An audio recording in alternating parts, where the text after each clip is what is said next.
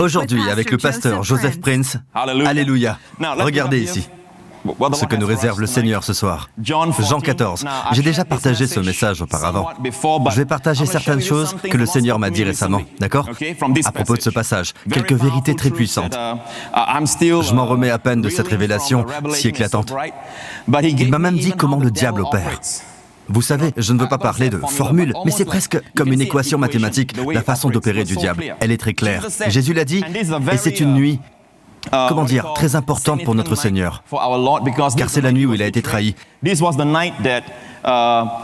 la nuit où il entrera dans sa passion. Il va souffrir pour nous tous. Et c'est la nuit où il en a sur le cœur à partager. Et voici ce qu'il dit. La dernière chose que ses disciples l'entendent dire, prononcer, était ceci. Mais le Consolateur, l'Esprit Saint, que le Père enverra en mon nom, vous enseignera toutes choses et vous rappellera tout ce que je vous ai dit. Je vous laisse la paix. Je vous donne ma paix. Je ne vous donne pas comme le monde donne. Que votre cœur ne se trouble point et ne s'alarme point. Pasteur Prince, comment ça, puisque Jésus m'a donné sa paix? Et cette plénitude, pourquoi je ne l'ai pas? Pour sûr, il m'a oublié. Non, il ne vous a pas oublié. Vous avez votre part de responsabilité. Le Seigneur dit que votre cœur ne se trouble point et ne s'alarme point. Là voilà notre part. Si vous voulez vivre cette paix que Jésus nous a donnée, et je suis confiant qu'il était sincère lorsqu'il a dit « Il est un Dieu de parole », je suis confiant que j'ai la paix de Jésus. Et vous? D'accord, je ne crois pas qu'il m'a oublié. Ce que je crois, c'est qu'on ne peut qu'accepter ce que le Seigneur offre. Mais il dit que votre cœur ne se trouble point. Le Seigneur ne peut pas le faire pour vous. Votre femme non plus. Le pasteur Prince ne le peut pas non plus. Que votre cœur, votre propre cœur, ne se trouble point et ne s'alarme point. Veillez sur votre cœur. Vous n'avez aucune raison de vous inquiéter. Ne vous souciez pas de la part de responsabilité de Dieu. Occupez-vous de la vôtre. Si vous veillez à ce que votre cœur ne soit troublé, je crois de tout mon cœur ce verset précédent. L'Esprit Saint vous enseignera toutes choses. Il vous indiquera le chemin pour sortir de cette situation difficile. Puis-je avoir un bon Amen? Amen.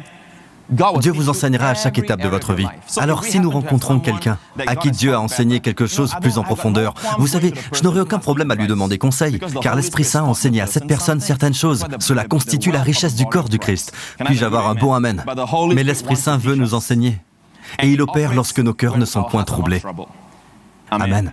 Que votre cœur ne se trouble point. D'accord? Maintenant, je vais vous dire ce que le Seigneur m'a dit récemment. Et cela m'a poussé à étudier ce sujet. Il m'a dit: as-tu remarqué, fils, que c'est précisément dans ces aspects de ta vie dont tu t'inquiètes le moins que ma grâce coule librement?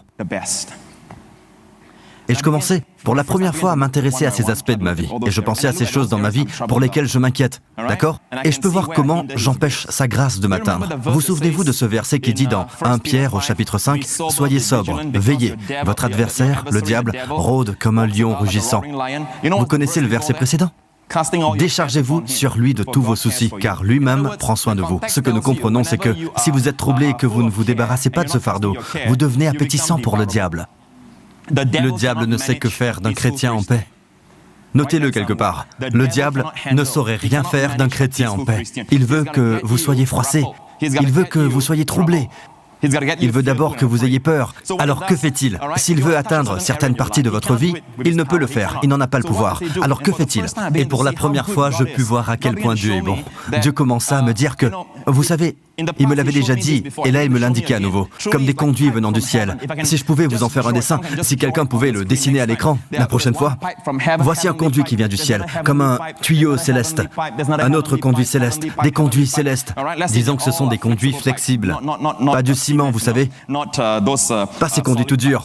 Et les faveurs de Dieu arrivent dans notre vie, dans chaque aspect. Pour la famille, la grâce, une grâce pour notre santé, une grâce pour notre esprit, une grâce pour être saint et marcher tout près de Jésus. La grâce de la révélation de sa parole. Toutes sortes de grâces, et elles coulent tout le temps. Et cela depuis que Jésus est mort sur la croix. Je veux dire, il y a eu comme un tremblement de terre. Et le cœur de Dieu explosa d'amour. Et tous ces ruisseaux de grâce, de compassion et d'amour, et ces bénédictions n'ont jamais tari. C'est comme Dieu. Dieu est éternel. Et ses ruisseaux sont éternels. Puis-je avoir un bon Amen? Ils ne désemplissent pas. Ne resterions-nous pas près de Dieu à jamais, sous ce jet d'où provient la gloire? Mais vous savez ce qui se passe? Nous nous inquiétons. Quand nous nous inquiétons, c'est comme si nous attrapions ce conduit. Avec notre esprit, nous attrapons ce conduit. À chaque fois que nous nous inquiétons, d'accord? Dans cet aspect de notre vie, la grâce coulait encore.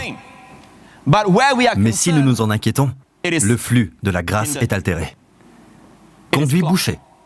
Et remarquez que pour ces autres aspects de notre vie, ce n'est pas le cas. Vous ne vous en inquiétez pas et la grâce coule toujours. Elle produit toujours des résultats. 30 fois plus, 60 fois plus, 100 fois plus. Mais alors ce que le diable a compris de tout cela, en voyant toutes ces belles choses dans la vie du croyant, il sait que s'il veut ravager cet aspect de nos vies, il ne nous plongera pas dans la misère, non. Il doit juste parvenir à changer une chose, mais il n'a pas le pouvoir de toucher à ses conduits.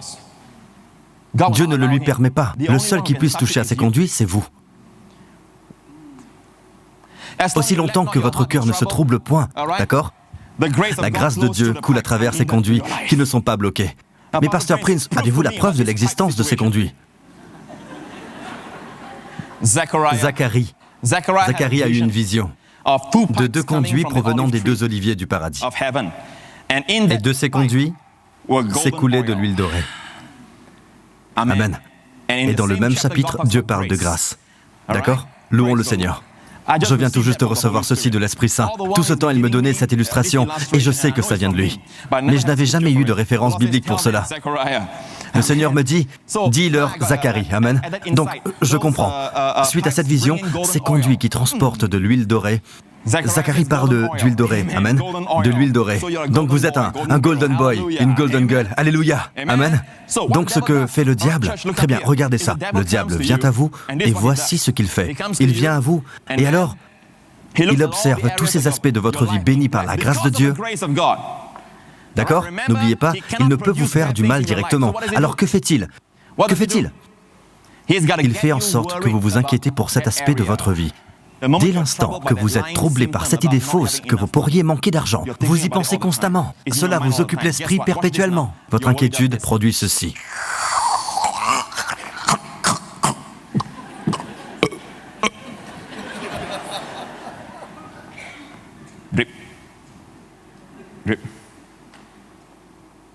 Puis, plus rien ne se passe. Vous vous inquiétez encore plus. Regardez bien cela. Plus vous vous inquiétez, que se passe-t-il? Jésus! Et Jésus est là. Je suis là. Je te donne tout ce dont tu as besoin. Je suis toujours là. Je te suis fidèle. Je t'aime. Jésus! Que s'est-il passé, Jésus?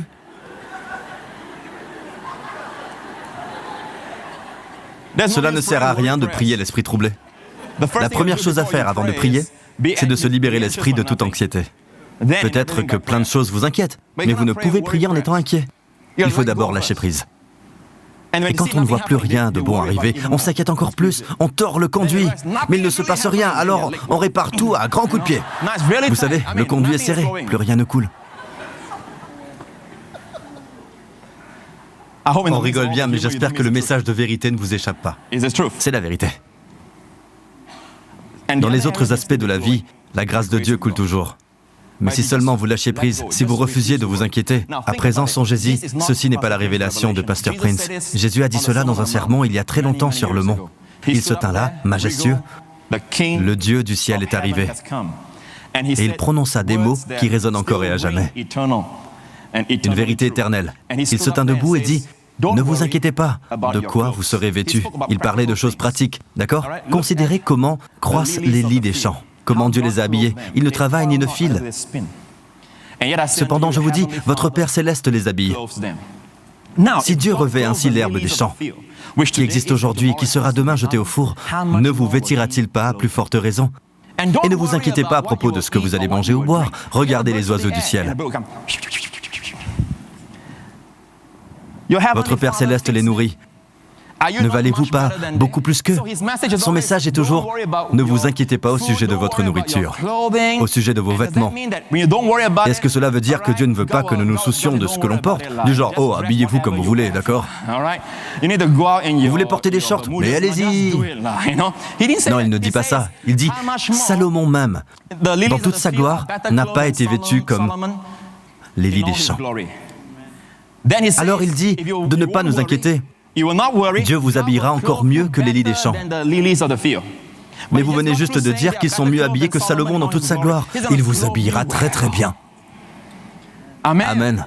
Ne valez-vous pas beaucoup plus qu'eux? Va-t-il nous nourrir comme les oiseaux? Non. Les oiseaux sont nourris en permanence. Il vous nourrira plus encore que les oiseaux.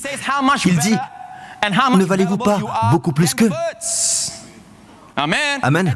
Et à la fin, il dit, car toutes ces choses, vous obtiendrez ces choses pratiques si vous faites une seule chose. Cherchez premièrement le royaume et la justice de Dieu. Et toutes ces choses vous seront données par-dessus. Alors le Seigneur ne nous dit pas de ne pas nous inquiéter banalement. S'inquiéter, c'est péché. Vous avez entendu un pasteur prêcher cela, s'inquiéter, c'est péché. Et vous vous inquiétez d'avoir péché.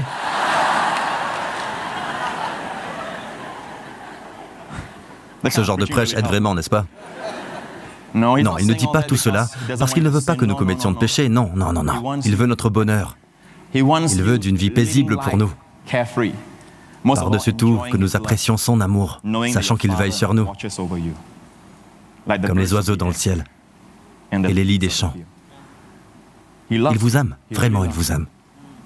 Amen. D'un amour parfait, cet amour qui chasse toute peur de nos cœurs. Amen.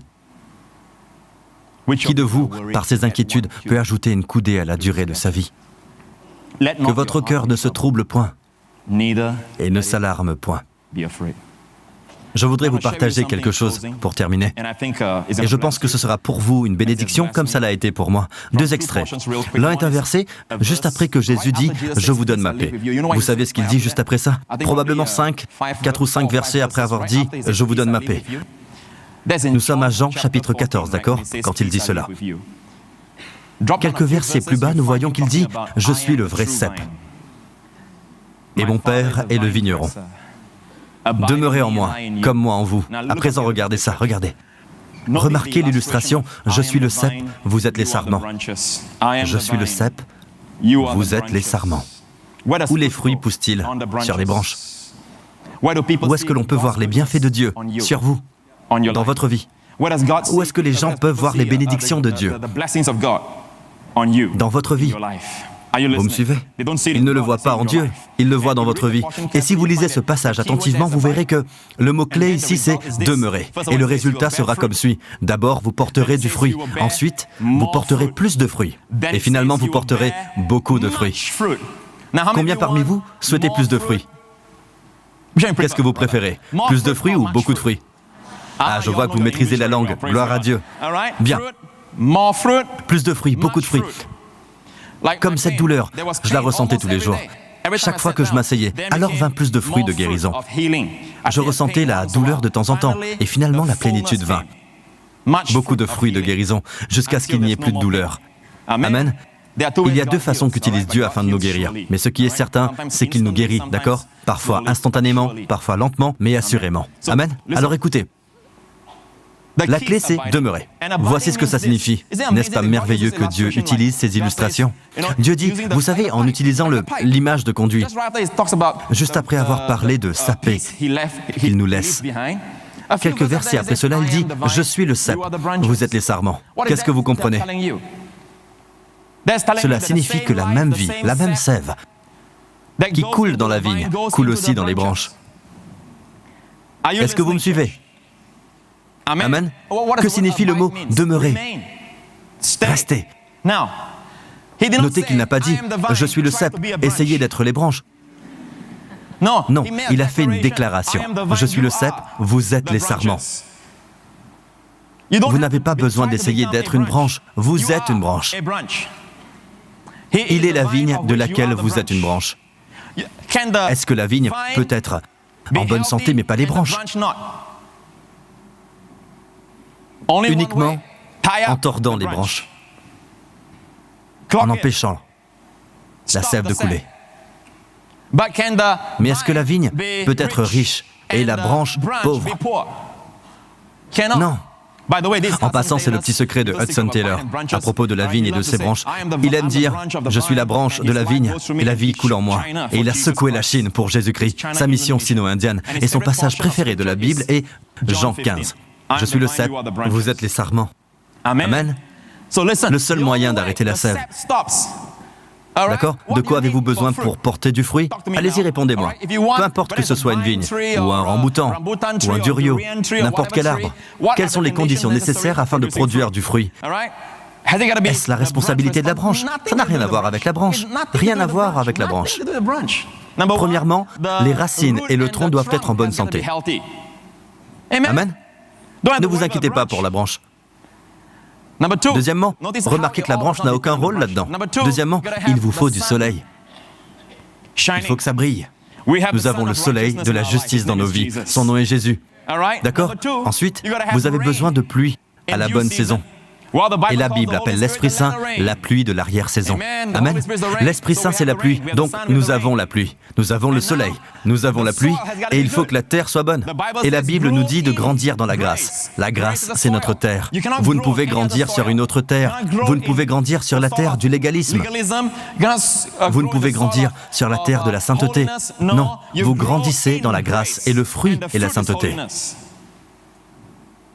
Amen. Alors nous avons la terre, nous avons le soleil, la pluie, la terre.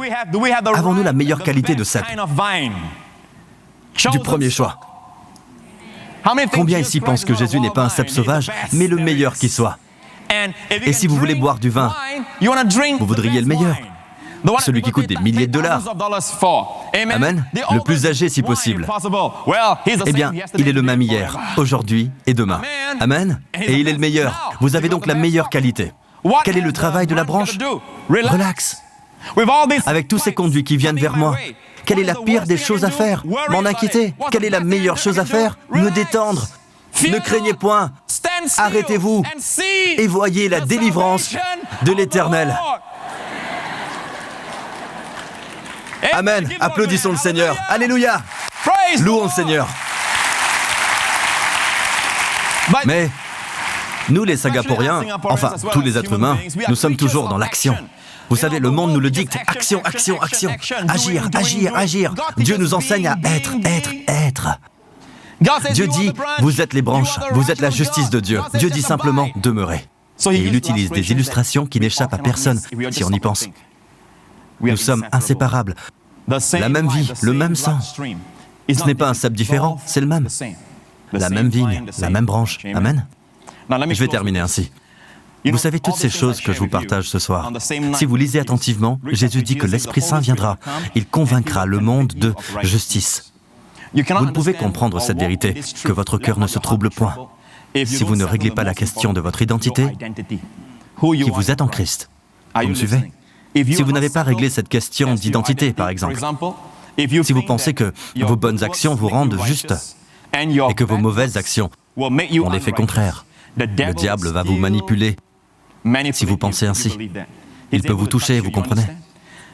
D'accord? Vous devez être affermi par la justice, afin que toutes ces choses dont j'ai parlé se réalisent. Vous ne pouvez dire que votre cœur ne se trouble point sans être affermi par la justice, car dès que vous échouez, et je ne dis pas cela de façon confessionnelle, mais vous allez échouer.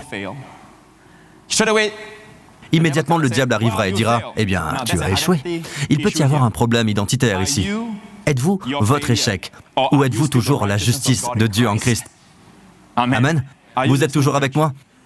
Si c'est un don de justice, alors je ne peux le perdre par mes mauvaises actions, puisque je ne l'ai pas obtenu en faisant le bien. Vous savez, manger de l'arbre de la connaissance du bien et du mal, il s'agit d'un seul et même arbre. Savez-vous que le bien de cet arbre vous tuera aussi vite que le mal de cet arbre? D'accord? Nous ne pouvons devenir justes par nos bonnes actions. Et nous ne pouvons perdre cette justice en faisant le mal. Nous sommes justes parce que Dieu nous a fait don de sa justice. Quand nous recevons Jésus-Christ, d'accord? Nous recevons le don de la justice. Et parce que nous avons le don de la justice, tout le bien que Jésus mérite, nous l'obtenons. Amen. Vous me suivez? Dieu ne prétend pas que nous sommes justes. J'insiste là-dessus. Parce qu'au 19e siècle, la manière que l'on enseignait la justice, c'était comme si Dieu nous l'imputait. Ce qui signifie, vous savez, que vous n'êtes pas vraiment juste, mais que Dieu vous voit ainsi. Non, non, non, non, non. Écoutez bien, le verset à ne pas oublier, c'est 2 Corinthiens, chapitre 5, verset 21. « Car il a fait celui qui n'a point connu le péché, péché pour nous, afin que nous fussions justice de Dieu en lui. » Si notre justice n'est qu'apparence, alors Jésus, devenant péché, n'est pas vrai non plus, puisque c'est placé dans le même verset. Alors que Jésus devient péché, en prenant nos péchés, nous devenons justes avec lui comme étant notre justice. Si notre justice n'est pas réelle, d'accord, imaginons-le un instant. Alors sa mort sur la croix pour nous est elle aussi imaginaire. Il n'a pas pris nos péchés. Non, c'est un blasphème. Il est littéralement devenu péché. Nous sommes littéralement devenus justes. Il n'est pas devenu péché en commettant des péchés. Nous ne devenons pas justes en faisant le bien. Il devint péché en recevant le péché. Nous devenons justes en recevant la justice. Quand il devint péché, il fut maudit. Quand nous devenons justes, nous sommes bénis. Il n'a pas été maudit parce qu'il le méritait. Nous ne sommes pas bénis parce que nous le méritons. Alléluia! Nous sommes la justice de Dieu en Christ. Dieu a promis que si nous sommes affermis par la justice, aucune arme nouvelle, aucune nouvelle souche virale, de grippe aviaire ou porcine, toute arme forgée contre toi sera sans effet. Et aucune langue qui s'élèvera en justice contre toi, incluant les langues sataniques, tu la condamneras. Voilà l'héritage des serviteurs du Seigneur. Pourquoi? Leur justice vient de moi, dit le Seigneur. Comment alors ne pas être victorieux? Amen. Amen.